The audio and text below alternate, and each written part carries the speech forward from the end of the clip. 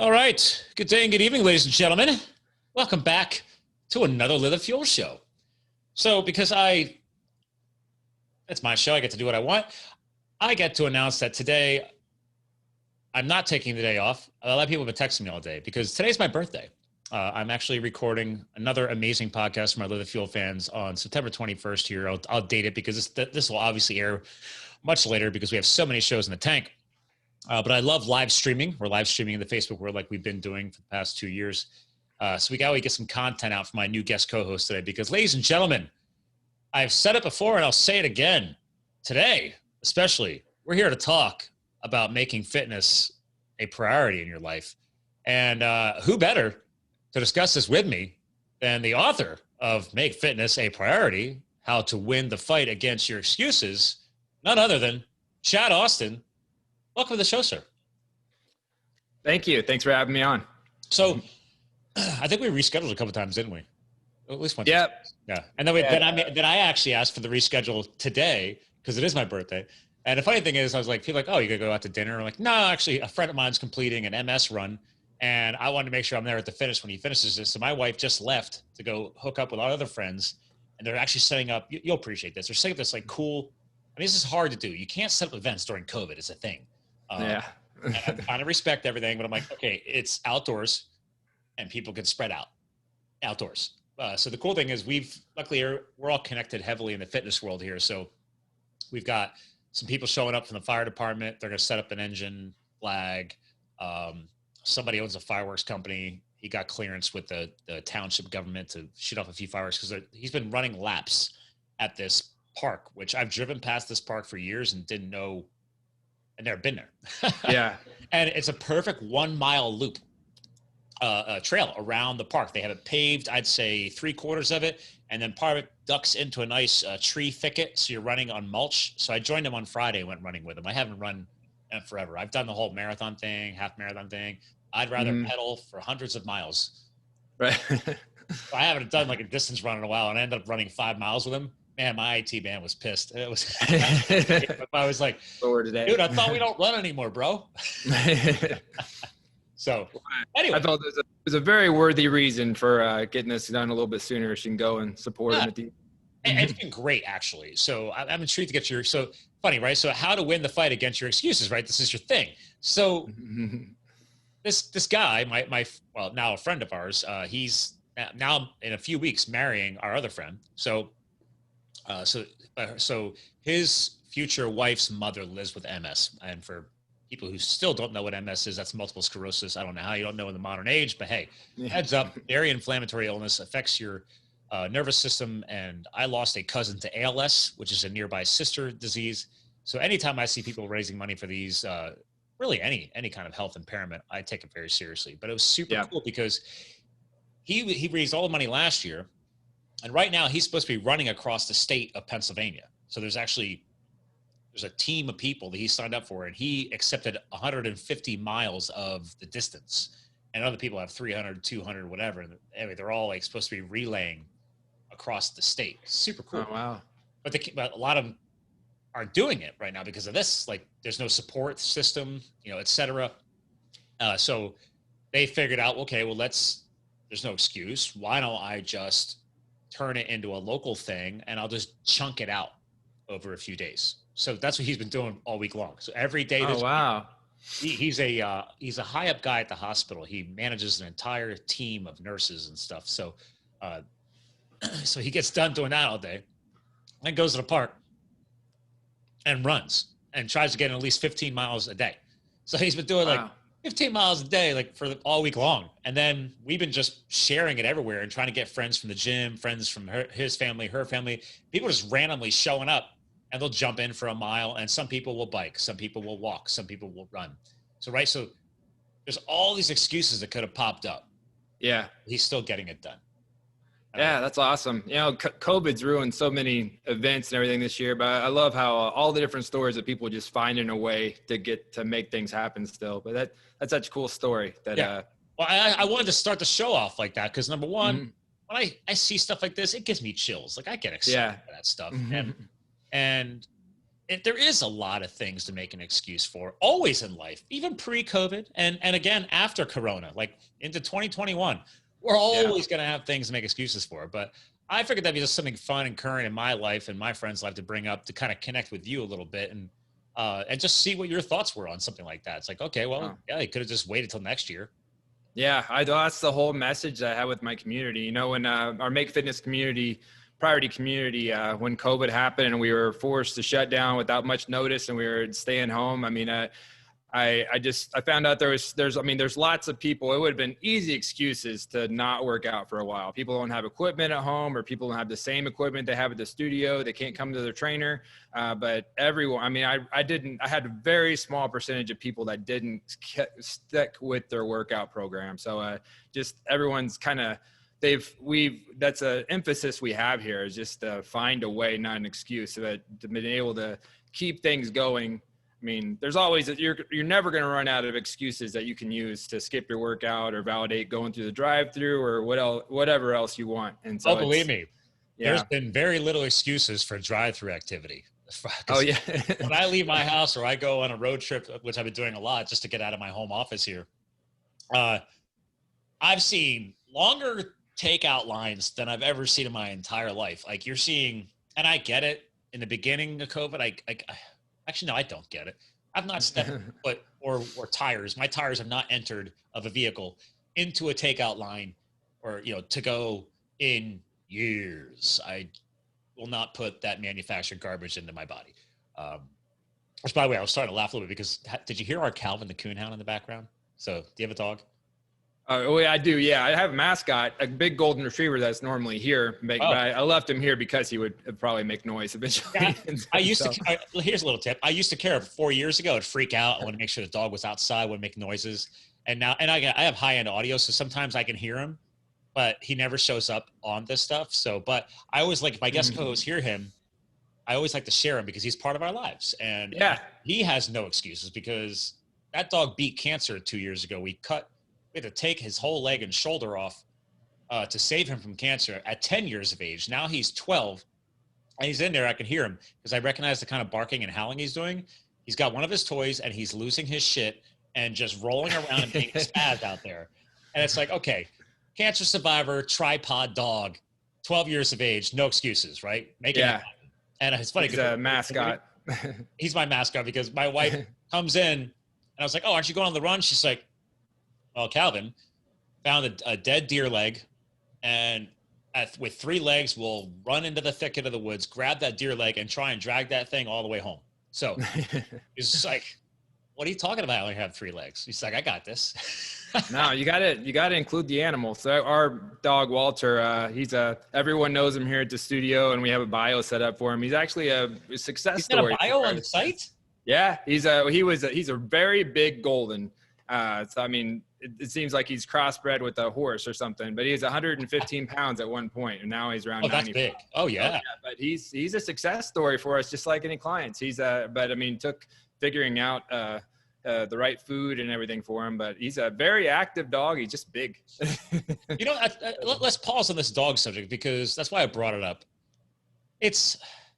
They don't make excuses, right? Like, I mean, honestly, like he went through hell. I mean, post-surgery, because then he survives the surgery, beats cancer, never had to give him any chemo, and then his kidneys start shutting down from the drugs. So we almost lost him a second round. And like, luckily my wife is a vet doctor, but for large animals. So she's even though she's very smart, like she's emotional. We're trying to get him through it. Meanwhile, you could tell that he was weak, but then as soon as he sees us be upset, he's trying to like make us feel better. And I'm like, no, dude, like you're good. Like dogs just have no excuses. They're all in. And I love that. We can learn a lot from animals. Yeah. When they're accountability buddies for being active too. Walter knows exactly which shoes are walking shoes, running shoes, whatever, and he'll get all excited. And so. Oh wait, when you got your pair of shoes, he reacts that way? He knows which shoes are the running shoes, and he'll get all excited when. Well, see, that's me with my bikes. Prior to having to take his leg off, he can't bike with me anymore, but I road bike and I mountain bike. So he knows that if he's out sunning himself in front of the garage, which that's his thing too, and he sees me coming out with a different set of clothes on, like my tights for road biking versus my mountain biking gear, he could tell, okay, am I going to get excited or not? And even to this day, he still gets excited when he sees the mountain bike because he likes to chase mountain bikes, but he knows he can't keep up anymore. But prior to that surgery, man, he would lead the ride. Like he'd be howling and leading the ride and would not be happy if you try and pass him. No excuse at all. But yeah, great fitness buddies. So well, let's listen. Let's dig deeper into this, right? So you clearly take this seriously. You've been in the fitness world for how long now? Over 15 years. Okay. All right. Now I've been in and around the fitness space. So let's bond on that real quick. So if you knew about, I don't know how much you talking my background, right? So former firefighter, firefighting got me into CrossFit, which I tell people all the time, CrossFit's literally just a brand of functional fitness, right? So yeah, full functional fitness is what I like to explain to people, especially after the whole hoopla that happened in the past 2 months with that whole world. I don't know if you saw that on the news. I'm sure you guys did. But prior to that, I've done personal training. I was a spinning instructor for 6 years. I've been a USSA ski race coach for 11 years. So I'm pretty knowledgeable. But I never really took it to the point where I wanted to have a brick and mortar, or nowadays, thanks to COVID and Corona, people have started picking up on how to go virtual, go online. So I'm just intrigued about that for you guys. Like, so since you understand the importance of making fitness a priority, because you literally have a book titled that, were you guys already virtual, or I wasn't wasn't at the beginning of all this? I wasn't really virtual before. I mean, I had the online programs and online training options. So I had a few clients that I trained online that we did 12 weeks at a time with, but I didn't really have a virtual. And so that's something that we just kind of had to come up with on the fly. And so all of my clients, we kind of kept the same schedule. It was just through Zoom all of a sudden. And so we all had our own basement studio set up. But now, like, we have with our meetup community, we have a regular workout we do every Saturday, and now it's become a hybrid workout. And so we had people, so that's one good thing that's come from COVID. And we got to be positive about the good things that have happened, right? But we have expanded online, and so we have people from all over the country that join us and find us on Meetup or Eventbrite. And so we last weekend we have a regular that's from Ireland, Fraser, that's joined us on Saturday, and we keep having people. You have a regular guy coming on from Ireland. Yeah, so it's in morning for us, it's afternoon for him, and so we keep having people from other countries, not just all over the U.S., but other countries that would join us for our 8 a.m. workout. And so that's been a cool thing. That's awesome. Being forced to go virtual has kind of expanded our reach, and so it's been great to be able to kind of help people get a workout in, start the weekend. So I got to ask, most people are going to study, right? Like, look at what other people are doing. Say, you know what, that's kind of my style. That's kind of their style. Hopefully you're differentiating yourselves, right? So like I always ask people too, because now, I mean, there was already a lot of people doing online fitness and online coaching and stuff too, but there's still plenty more room in that market. I remind people, because this is what I do. I help people with branding and marketing. I'm like, guys, like, you have to differentiate yourself. Like, so like, what are some examples of how you've found a way to make sure you're standing out differently? Like, what are you guys trying to make unique to your brand? Well, I one thing to mention off that is, with all the trainers that I have here, just in case there's any trainers that are listening, I would make sure that as you watch everybody else and get ideas from everybody else, we're all growing together. Don't ever try to be someone you're not. And so that's one thing that's something I've had to learn since I started. I'm a pretty introverted person, but I love being able to be in front of a crowd and help. I mean, that's something I just kind of find something in myself to be able to do that. But I'm not normally the really hyper energetic trainer in front of a group. And so early in my career, when people told me if I didn't want to be that person, then you're in the wrong career, I eventually found that they were wrong, because there's all kinds of different personalities that can make people fit. But one thing we do with our whole message is just about getting long-term success. And so I think in the fitness world today, that's a battle that most of us fitness leaders are facing. And there's so much pressure, so much push for instant gratification. Everybody wants fast results. And so there's so many choices out there, fast results. And it's all about weight loss or how fast you can get success and before and after pictures and everything. And so we kind of try to turn that more about instead of how fast you can lose, about what have you gained by making fitness a priority. And so we kind of, everything is geared towards being something that where fitness can be a part of your life, just like your fitness, just like your career, your family, and other things that are never going away, that are priorities in your life. That's really what make fitness a priority means to us, is it's something that sticks with you long term. And so it's something that you're keeping in your life. And so we do a workout that's for all fitness levels every weekend. And so whenever we do an event, we try to make it for all fitness levels. But we also, the one thing we do that differentiates ourselves in our group workout is we have a tip. And so one of our recent books we have that came out is this 30 tips. And so our brand have 3 books that are make fitness a priority, and they're a little different. But the last one we came up with was just 30 tips. And what it was is just, we started a year ago, like halfway through our Saturday workout, we started giving a tip, me and another trainer here, just a 2 or 3 minute tip, just a fitness tip of any kind. And it was just with the whole idea of if you try to change too much at once, you change nothing. And so it just, hopefully people that come back and keep coming back every once in a while, they'll get a tip that just sticks with them, and it ends up being something they use permanently for the rest of their life. And so our last one was just our 30 favorite ones that we've done in the last year. Yeah, I see that right here. Cause actually, again, I'm screen sharing for the video watchers. So make fitness a priority, 30 tips. Yeah, I see right off the bat, you got this on Kindle. And then obviously there's the regular books as well. So, and then you have a 6-week course to get out of your own way, right? Yeah. We just, it's a 6-week course. And so when I did that one, I wanted, there were so many, that was when there were so many challenges out there. There's always 6-week challenges, 12-week challenges. Right. And I felt like there was something missing in those challenges. And so this 6-week course, it's a 6-week course, but it's not one of those courses where you're just working as hard as you can for 6 weeks, get as much results as possible in 6 weeks. It's within 6 weeks, we figure out how fitness best fits in your life. And so it's something that can stick with you. And so that's kind of the whole, it's just more of a figuring out how it fits in your life, so you can come up with a plan you can keep doing. And so that's what the 6-week program's about. I love that, because that's something that, again, I'll just reference CrossFit because I was a CFL1. I just never renewed the certification, but it's whatever. It's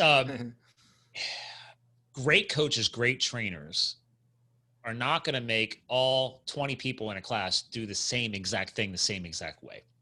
Everybody's got different ages, different injuries, different backgrounds, different personalization. But what I like you're going with out there is trying to make it fit into that person's life. And that's where I, for example, over all these years, I mean, and granted, Corona kind of helped with this, but like literally yesterday, or no, the day before yesterday, I finally had a new shipment of weight plates arrive. By the way, never used to get excited about weight plates arriving, like when I'm buying gym gear, but during this transition, stuff is like, it's been waiting for a while. Yeah. Like I didn't realize. So I mean, for anybody out there who's hearing this, who's been trying to wait for equipment, be patient. Just very patient. They will come. They will come. But like, for example, I mean, I'll give a shout to Rogue Fitness. They really have blown their brand up, but trying to get stuff from Rogue was hard. And then I figured out, okay, you have to, if I'm interested in this specific product or this specific weight plate, I got to click on their site, and then I got to get on the email list, and then they will email you when that specific weight plate is arriving. Well, all of a sudden, like 2 weeks ago, I got the email alerts. I was like, okay, I'm too busy today. I'll get it tomorrow. Went on the next day, all sold out again. I was like, come on. So then I messaged them like, oh yeah, if you don't get on like 5-10 minutes, it all sells out. And I'm like, are you kidding me? So sure enough, 5 days ago, they pop up again. And I quickly, within 5 minutes, get on there and just order everything I wanted. And well, I was really impressed with, it's already here. So it showed up in 3 business days. So I will give them a shout out. But then I have weight plates I'm still waiting for from another manufacturer because I wasn't sure they were going to get their act together. So I ordered them from another company too. So I've got like a whole lot of weight coming in. So I'm actually excited because I haven't been able to test my deadlift in forever because I only had 250 pounds of plates here in my home gym because, how often do you need a lot of stuff? Usually I would just, if I didn't feel like going to my friend's facility, I would just hop in the garage, go work out. But now it's become my go-to facility. So if I was one of your clients, I'd be like, well, cool. I've got everything I need, but maybe I miss the coaching or the guidance, et cetera. So I've had to literally readapt how I fit my fitness into my life, because I will admit, my wife's like, you're like, I eat like a machine. Like I'll sit down and eat a pound of ground beef in one session, and that's it, like 2 steaks, whatever. But if I'm not training the body, it's not going to use that fuel. So it's just passing in and passing out. So she's like, you kind of lean down a little bit, baby. She's just, I was like, what are you talking about? She's like, yeah, you look kind of skinny. And it's funny, like, wait a minute. The last thing a guy wants to hear is skinny. I know, right? But then it's like, people are like, wait a minute, hold on. So if you don't work out, you lose weight. And I said, yeah. People don't like hearing that, do they, Chad? No, they don't. Not everyone realizes that everyone's different. And so it just isn't one size fits all. You might be trying to lose weight, but there's other people that have the same frustrations trying to gain weight. Right. And so and that's always been my issue, is because I've always been dialed nutritionally. I tell people all the time. I mean, one of my biggest clients is, you ever hear of Vinny Tortorich, Fitness Confidential podcast? He was the trainer of the stars out in LA his whole career. So he owns the trademark NSNG, no sugar, no grains. So I've helped on a lot of projects with him. He's a good friend of mine now, and he's taught me a lot, because I was already doing it. I just didn't know that was a thing. Like, and again, people call it low carb, high fat, LCHF, ketogenic, keto, whatever. The point is, I'm very clean. My stuff's dialed. But I also know from him and other experts like you guys, everybody knows, like, dude, you got the best exercise training program in the world, but if your kitchen's a hot mess, it's not going to go well. Yeah. What are your thoughts on that? Oh, I think absolutely. I mean, you can work out as hard as possible. I mean, you can work out, like crazy, but if you don't have the nutrition part down pat, you won't get the results you want. And so that's you can't out train a bad diet. That's the phrase that it is. You never forget. Yeah. So I 100% agree with that. In my book, my workbook is broken into 3 parts, where mindset, nutrition, and training. And so it talks, and mindset's first. I feel like you have to have the right mindset to start every week, but nutrition is definitely the most important part. Let's pause on that. I love that, because over all these years of podcasting now, I actually kind of feel weird. I'm like, man, I should have put mindset into my brand, because after 4 years of podcasting, I can't tell you how much mindset comes up. And I'm a huge mindset guy. I tell people, whether it's your personal development or your professional development, the mind does drive so much. And it's not just, is your brain healthy, right? But is it strong? So an episode that I aired on my podcast recently in the past couple of months was all about flow. This guy named Rian Doris was on the show. He runs like a flow research collective, whatever, about flow states. I'm sure you've heard that term. And he talks about how people like, man, you ever notice how when you get put into a risky situation, most people can actually like dial in and get it done. He's like, that is an old coded thing in our genetics. It's like the fight or flight survival. He's like, and granted, he's like, the more you put yourself in risky situations, the more effective you become. I learned that from firefighting. It's like, okay, the more risks I took, the easier it got to get through them, accomplish them. Like, that's why people are like, how do you become such an adrenaline junkie? Because I love skydiving. I race mountain bikes. I do all the crazy stuff. I've been doing it for a while. It gets a hell of a lot easier. Yeah. It's really just figuring out your brain. I don't know who it was that said that, whether Brene Brown or somebody else that, on a podcast, but your mind, your body doesn't know when you have anxiety. Your body doesn't know until you tell it whether it's nervous or excited. And so it's the same response for either one. And so but you could train your brain to every time turn that into being excited instead of nervous or instead of scared. Right. Negative versus positive. Right. So that's almost self-coaching too. Like, we do have the power to self-coach ourselves in those situations. I like where you went with that. Because the mindset does drive so much. Like, I tell people all the time, when I used to train people, I'm like, guys, like, over the years, I hated training. I literally did. I hate's a strong word, but because I was young and I didn't understand that I'm not meant to help everybody. And a great coach taught me that. I'm like, what do you mean? They said, this, I've carried this into my business. They said, not everybody aligns with that said trainer, that said coach. So there is going to be a mental connection there. But also, he's like, you can't help anyone, especially your own friends and family. Your inner circle is the hardest unless they have bulletproofed their why. Like really sat down and said, all right, I know exactly why I'm doing this. And that why is going to be so deep down, strong, bulletproof. Your mind's behind it.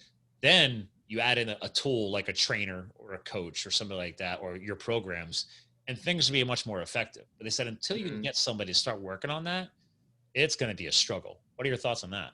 Oh, I love that term, that bulletproof your why. I think that's great. You know, when you're talking about being an adrenaline junkie, and you're talking about, you use it in terms of risk, or the riskier your thing are, the more risk you took, the better you got in those situations when they came up. I think the same way. When I talk to my clients, I do the same thing as far as effort, or as far as like hard work. And so we'll put in a bunch of hard workouts, or I'll have like a challenging finisher. We'll do like a little finisher to the workout that I'll call like an overtime. We'll do something like that at the end of a workout. And just to get where it's one of those things where it seems like it's really hard at the beginning, but every time you push through and finish one of those things, the next hard workout gets easier. And so, but I think, that bulletproof your why. I think when you really understand, why you're making the sacrifices you're making, then no matter how hard the workout gets or how hard the adversity gets, you'll be able to get right through it. But if you don't know why you're doing it, then you're not going to be doing it very long. And so I 100% agree with that. Really digging deep and knowing how important your why is. So I guess part of this is like, obviously you start with mindset before you get into the nutrition and everything else. So that mental game, how long ago did that finally click for you?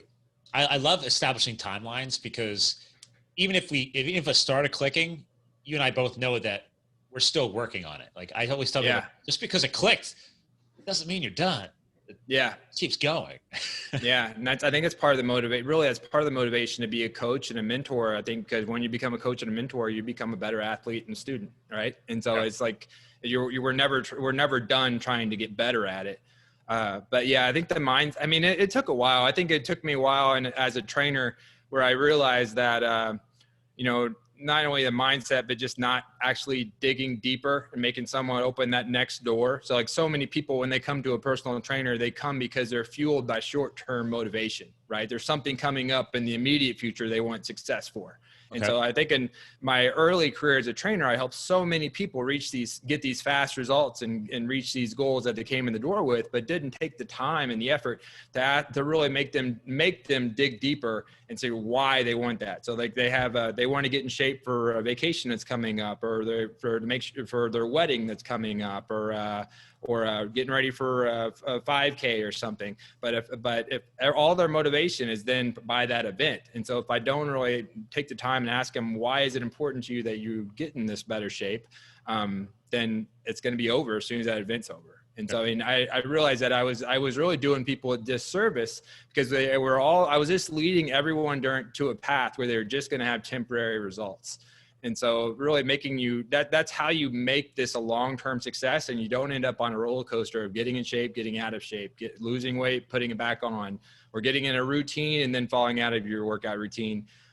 Once I kind of changed my mindset on that and realized that I got to make people dig a little bit deeper and really let them see that this is between having temporary success or being in better shape and feeling better, improving your quality of life for the long term. Yeah. Well, and honestly, we also obviously shooting for the long haul, and I think that's probably important for both of us to clarify here. It's like, yes, please do have the short-term goals. Yeah. Most important thing about the short-term goals is they're building into that long-term, portfolio of success is what we're hoping for. Because again, I over the years of helping people, I've learned that depending on how healthy somebody is or not, like for example, if I'm dealing with somebody who is metabolically broken, I've interviewed a lot of great scientists, so learned some good fun verbiage over the years, but like their hormone alignment is so jacked up. For example, 2 hunger hormones, leptin and ghrelin, right? They're constantly at war with each other. So if you are massively overweight, possibly borderline diabetic, like you are not going to have the same timeline of success as, let's say, me, like right now, where I'm at. So, okay, we got to be adapting to all of that. But also, helping people understand like, okay, well, you might, especially massive weight loss. You probably, if you ever worked with somebody with massive weight loss, it's impressive. In the beginning, it's like, if you do things, if they commit, you can see if sometimes some very impressive success in the first 30 days, but then they'll plateau. And I'm like, guys, it's okay. Your body has to recalibrate. The hormones are still, you literally have a whole new body. You might have dropped 50 to 100 pounds. I mean, I've seen it. So okay, great. But I also know that through the experts I've talked to, like, well, it's more realistic to set maybe a 3 to 4 month goal of seeing a significant, sustainable, keyword sustainable body transformation. But then also don't stop there. That's just, okay, we're going to get through that big initial hurdle of 3 to 4 months. And then we can see how this transcends throughout the next year. What are your thoughts on stuff like that?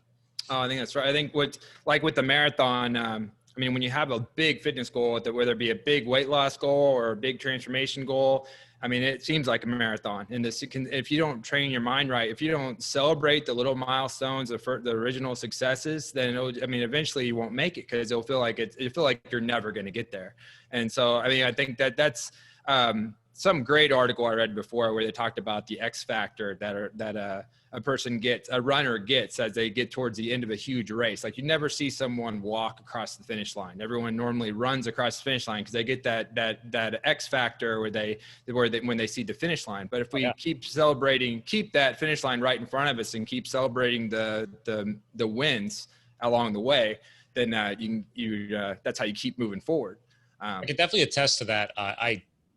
It's funny because I was saying how I went running with that guy on Friday, and I only ran 5 miles, but my IT band was pissed. My Achilles was pissed because those were 2 old running injuries, because I went from no running background years ago. This was back when I was teaching spinning and I had a corporate gig, and I was probably teaching spinning no less than 4 6 a.m. classes a week. Then I'd go out in the evening with my biking buddies and we'd do another 25, 30 miles in the evening. And then we'd always have a couple big 60 milers playing on the weekends. So I was pedaling my butt off. I wasn't running. And then I decided to set a goal to do my first marathon. So never even did a 5K. Went from no running background, marathon. Don't recommend it to anybody. Right? I'm sure you could coach people better than what I did. And it's like, okay. And I put off the training. And I was 3 months out from the marathon. It was the Marine Corps Marathon in Washington, D.C., one of the biggest ones in the country. And I was like, oh, crap, I got to start training. And then my buddy, who I was going to go run it with, he had been doing it for the past couple of years in the memory of one of his college buddies who had passed away due to a medical mistake at the hospital. So it was a terrible loss. And I was inspired watching him run the race. So I was like, dude, I'm going to come back and do it with you next year. And then he's checking in on me. He's like, hey, man, are you ready? Marathon's no joke. I'm like, yeah, I'm good. Sure enough, 3 months of training. Next thing you know, I'm trying to push those miles up and injure my IT band. And luckily, I ended up getting healed up in time to finish the marathon. But let me tell you, that was the last probably 10 miles were painful. So, because even though I healed up, I wasn't fully healed up. And I still feel to this day, when I go do big Spartan races and stuff like that, by the end of that Spartan race, I'm feeling that I'm it's healed, but there's still a past trauma. That's what happens when you try and rush it. Don't rush things. So I wanted to share that with you because I'm like, there you go. I'm that idiot. Like, oh, that's cool. No running. But if you are and you aren't. I mean, I would never call you that, because that story is like something I would probably do. Okay. But I've definitely jumped in and done the same kind of thing. Yeah, but I think pushing through. I mean, there's something very big that you gain mentally when you really had to take on a huge challenge, and it's really, most of that was mental, right? Because you had to fight through pain to finish it. But just being able to finish it and cross, everything you did after that, you can always go back to that experience of that first marathon that you finished. And I bet all the rest of them are easier. You're like, you can do it now because of how hard that first experience was. It's true, actually. Yeah, that was, well, back then, that was 2008. So that was one of the hardest things I'd done in my life up till then. Then left the business world, went and served as a wildland firefighter out west. That became the hardest thing I ever done. So yeah, but you're right. It becomes a stepping stone because you can always go back to that mental game and like, wow, look what you did. Don't ever forget that. And that was one of the reasons why I actually even committed to doing it. It was exciting. I'm like, wait a minute, like, could I run a marathon? That's why I got into obstacle. I got into obstacle races several years ago, and I've done a lot of obstacle races, and I've done like a couple 24-hour ones. If you remember Tough Mudder course, they do World's Toughest Mudder. So I've done that 24-hour course a few times. Yep. I think I got into obstacle racing because I think of most sentences you make that has the word excuses in it, you could take the word excuse out and put obstacle, and it's the same thing. It's the same sentence. I love basically. So yeah, like basically every excuse is really just an obstacle you haven't overcome yet. But I think that just to me, I think the taking on the big challenges and everything, and just trying to push myself weren't your body just is done, and the rest of it is up to your mind.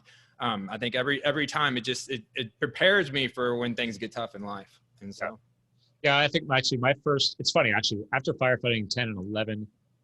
I was living in Colorado, and I picked up a contract gig helping an obstacle course racing company based out of Colorado. I actually got to go with them, traveled out to Boston, built this entire race. They were doing these remote races all over the place. I forget what they were even called, but it was super fun, like building the stuff. And then when I moved back here to the East Coast, I started doing them. Tough Mudder, actually, it's kind of bring that. That was my first official like obstacle course race, and then I got into Spartans. And then, have you ever done a Go Ruck? No, I've heard a lot about them. I've been really interested in them. I haven't done one yet. I've heard that about those. Because you said 24 hours. So it's like, all right, now granted, ladies and gentlemen, we're not talking about obstacle course racing. Granted, the cadre is what they're called. The guy who leads you, or woman, your leader is either active military or former military, like high-ranking person. Usually a former drill sergeant or one of those nutballs or special forces. And then, yes, your ruck is going to be at least 20 pounds, 30 pounds, whatever they tell you to set it at. I can't even remember now. And they even had it's actually, they've grown a really good brand. They actually have their own Go Ruck backpacks and everything else now. Because like the backpack I bought that I thought was military spec was destroyed by the end of that 24-hour period. They beat the living snot out of you. So like if you want to test your mental game, go try to do a Go Ruck. So it was awful. For example, have you ever heard of a sugar cookie? No. So now, granted, I'm not a cookie fan, but there is cookies called sugar cookies. Oh, I know what a sugar cookie is. I figured it meant something else. This is called like 2:00 in the morning. They have you doing with your packs on push-ups in creek water. So like your face is going underwater, and then you push back out so you can breathe, and you go back underwater. You're doing push-ups in the freezing cold creek water. It's like 30 of us doing this. Once they got that out of their systems and they had us roll, they wanted to make sure we were all really, really wet, and I didn't know why. And they had us hike, back hiking again, a mile up the road into a park that had baseball fields with sand. And next thing you know, they have us doing bear crawls across the sand fields. And then they have us flipping over and doing upside down bear crawls. And then they had us all circle up because I figured out later, they didn't think we were sandy enough. So you had to start throwing sand over in a circle. Everybody just started throwing sand over your heads as if there was bombs going off all around us.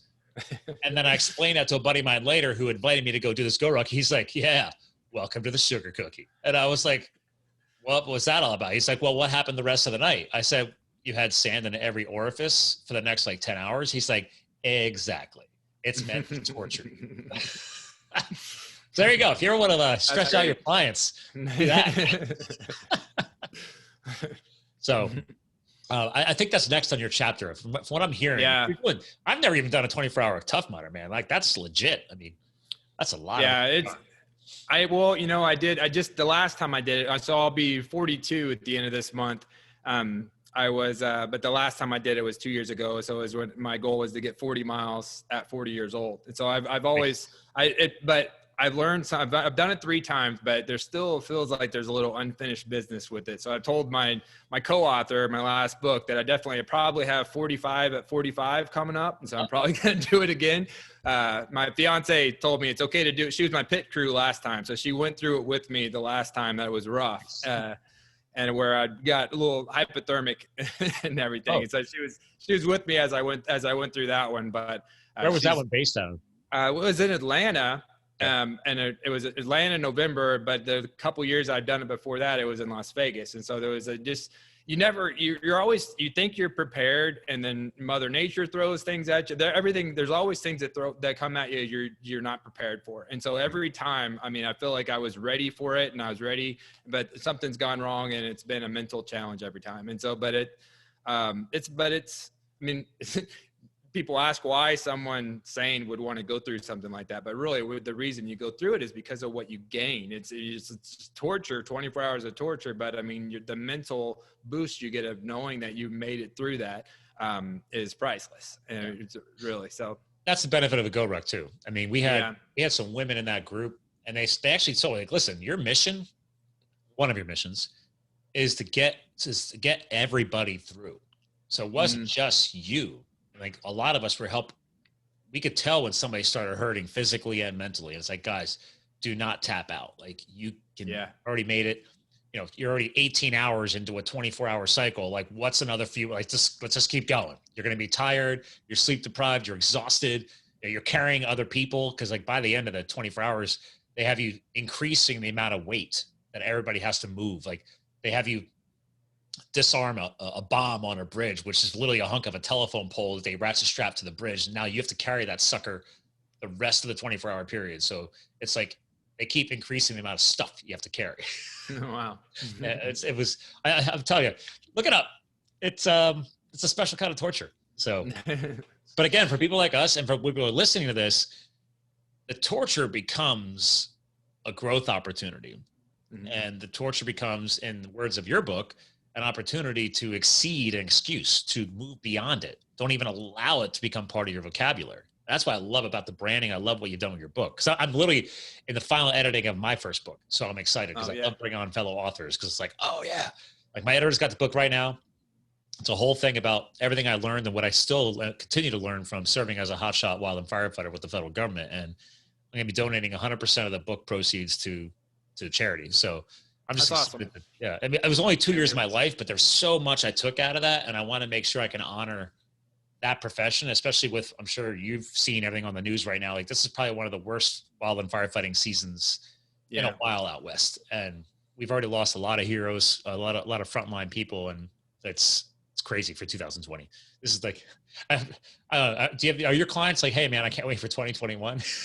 Man, everybody. I mean, not just my clients, everyone I know, it seems like we're ready to, I mean, but you know, I mean, I'm a very optimistic person, so I can always find that there's good in everything. Like this year,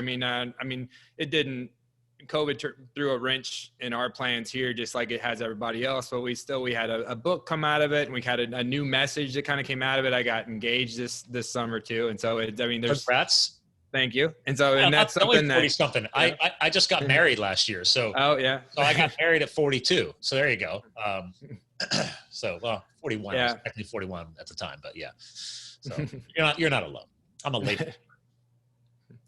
Yeah. Well, I mean, good things come in bad circumstances too. And I mean, after every valley, there's a mountain. So I mean, we're always going to come out of it and come out stronger. And so, and I always think it's important to have that mindset. Yep. I agree with that. And it's like, I do agree with everybody who says, yeah, I can't wait. I also agree with everybody. Like, listen, I cannot wait for 2021. Totally agree. Mm-hmm. But that does not mean that I give up on this year, or that does not mean that I do not continuously put in the groundwork now to ensure 2021 is even more successful. Because I'm actually finishing another article right now for a local business magazine. I got to send that to them tomorrow, but I wasn't going to write because I got enough on my to-do list. And I was like, you know what? COVID, you guys and a lot of other health and fitness businesses, especially, they're forced into awkward positions they have no control over. And it's like, okay, do you crash and burn and close down? Or do you give it that one last shot? Do you get creative? Do you get innovative? And these are the best practices that I like to share with people. Like, that's what helps you literally transform into a stronger company or business or whatever you are than you ever were before. So it's easy for us to make excuses and just say, oh, well, because here in Pennsylvania, like, oh, it's Governor Wolf's fault. I'm like, listen, I'm literally so busy. I don't have time to care about the political BS. I'm sorry. Yeah. I'm too busy helping my business grow, my wife's veterinary business grow, my clients' businesses grow. So I'm actually doing better now than I was last year. Like, my business actually grew, and I've grown my clients' businesses. So we all have a choice. I can sit here and make excuses, or do we get down and dirty? And yeah, I can't wait for my makeup honeymoon in a couple of weeks. We're going to go to Costa Rica. We're ready to get out of Dodge. But I was like, because we never got to take our honeymoon either. I'm like, all right, it's time. We're going to go to Costa Rica, have an adventure. But it's like, all right, let's rip the lid off, man. Let's get things done. Let's get creative. Let's keep going. So Yeah. it's very hard for a lot of people to hear and consider. There's lessons in all of this. I think that a lot of my clients have been with me for a while. They were prepared for how to keep fitness a priority through this. But I mean, I think like one lesson that we have in my book, in my first book, I talk about all the excuses and I give solutions for each excuse, but that they're like our main popular excuses. But the popular excuses, when you're a trainer for a while, you know those are coming because they're in people's track records. You know where all the excuses we're going to make. But I have another chapter in there where I talk about being a donut slayer. And so kind of, as you said, a donut slayer. Okay. And so what a donut is, I got this from my wrestling coach when I was in college. He talked to us about dragons. And so what a dragon was anything that could get in the way of a 19-year-old being a good wrestler or having a good wrestling season. So all the things that they could do to get themselves in trouble or wreck their season. And so when I use the same metaphor, to use donuts in the fitness world are the things that can either be the best thing ever or they can completely derail you. And so those are how I associate donuts in real life. They can be the best cheat meal, or they can just completely derail my meal plan. If I let them. Cheat meal, not cheat day. Yeah, right. Exactly. I just said, don't let that turn into a cheat day or weekend. Or week or month or rest of the year. Yeah. Right. But the donuts are basically, those are the curveballs that we can't see coming. And so like where you just have to completely change the game plan and throw the game plan out the window and adapt. And so like would be whether the bad weather donut. So you plan on running in the morning and you open the door and it's pouring down rain. And so you could either and so a good solution would be to run in the rain. Or maybe a harder one would be the single parent who's planning on working out after work and they get or working out over their lunch break or after work and they get a call from the school and their kid is sick. And so they have to go and pick their kid up and go home and work from home the rest of the day. And so these things that they're out of your control, they're curveballs that just change your plan and you have to adapt. And so just having the way to overcome it is just having the no matter what mindset. I'm going to get my fitness to work out in. I'm going to stick to my plan somehow. I'm going to find a way no matter what to get it done. And that's kind of how you overcome the donuts. Nice. And so some of my best workouts have come when I just had to throw the workout out the window and just make it up on the fly and figure out how to do it. Oh yeah. If anything, I almost love the fact that I have built my own little garage gym because yes, I could follow a set program, but sometimes I'll get out there and I'm like, you know what? I feel like throwing around some weight today and like literally throwing it around. So next thing you know, I just do everything with my kettlebells. Mm-hmm. Whereas it was supposed to be a bunch of different moves. Like, you know what? No, I'm going all kettlebell today. It just felt right. So other days where I don't feel like doing pull-ups and I'm like, you know what? And I'm making that a pull-up day. My hands are going to hate me when I'm done. I mean, whatever it may be. But you're right. You have to have some flexibility cycled in there. I mean, but also it's, oh man, what is that? What's that brand? Did you hear of, you ever hear of Andy Frisella? No. He's a big podcast guy, big business guy. He created earlier this year, maybe late last year too. There's a big thing going around. Everybody kept talking about 75 hard. You hear that? 75 days that basically he was overweight, stressed out, and running a supplement company. And he decided, all right, I'm going to just take the next 75 days, no excuses. I have to, it's a part of the underlying, it's a way to, everybody thought it was a fitness program. He's like, it's not a fitness program. He's like, it's a mindset program. He's like, yes, we're channeling us around fitness, he wanted to lose weight, reduce stress, get more fit. But he said also, he's like, he's a multi-millionaire, entrepreneur. And he said, the biggest thing here, he's like, you need to find a way to become like an Iron Man with your brain. Right. Mm-hmm. So a lot of this is, okay, you're going to do cold showers every day. For example, was one of the things. So you got to build up to it.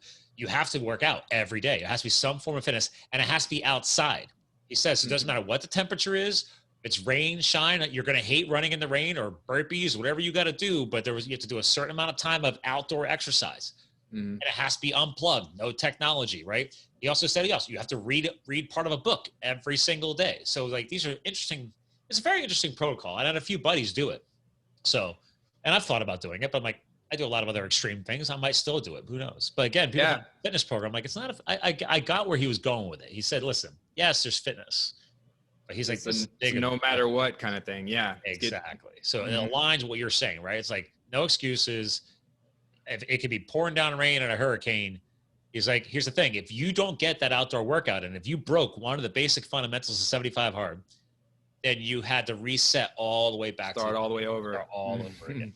Yeah. And one of my book accountability partners, because he just put his book out, so he beat me, but he did 75 hard, and he restarted like 4 or 5 times, but still kept going back. And then he eventually did complete it. And actually, the culmination of his 75 hard was him running his first marathon too. So I was really proud of him. Yeah. Guy lives out in Utah. Yeah, I've never heard. That's awesome. I've never heard of the 75. You should look it up. I mean, actually, it's pretty extreme. I mean, it's not for everybody, right? But I think you just go to 75, like literally 75, the numbers. Yeah, 75hard.com. Yeah, check it out. I think you get a kick out of it. And but again, it actually says right there in red. I'll screen share for you. There.